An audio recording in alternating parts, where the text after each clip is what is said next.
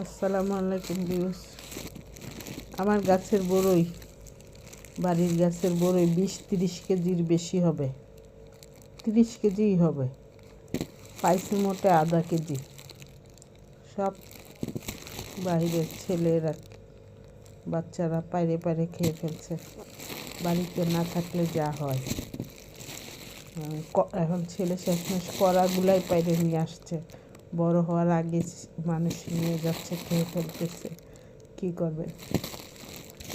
নিয়ে আসছে কড়া বড়ি। বড়িগুলো ভালো, সুন্দর, মাংসওয়ালা। তো ভাগ্যে জোটে না, বাইরের মানুষই খেয়ে ফেলে, এমন অবস্থা। আমার বড়ি অনেক পছন্দ, বিশেষ করে দেশি বড়ি, দেশি পেয়ারা, দেশি আম, সব দেশিটাই পছন্দ। কিন্তু সব পেরে পেরে নিয়ে গেছে, বাড়িতে দেখার কেউ নাই। সব পেরে পেরে শেষ ছেলে কড়াগুলাই নিয়ে আসছে পেরে। পুরো গাছ ভরা পড়েই ছিল, সব খেয়ে ফেলছে।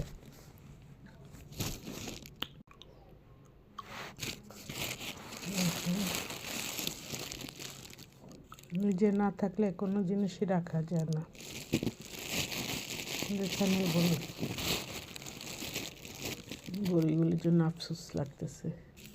এত সুন্দর বড়ি, মাংস ভরা বড়িগুলা, বড় বড় মাংস ভরা। 20-30 কেজি বড়ই নাই।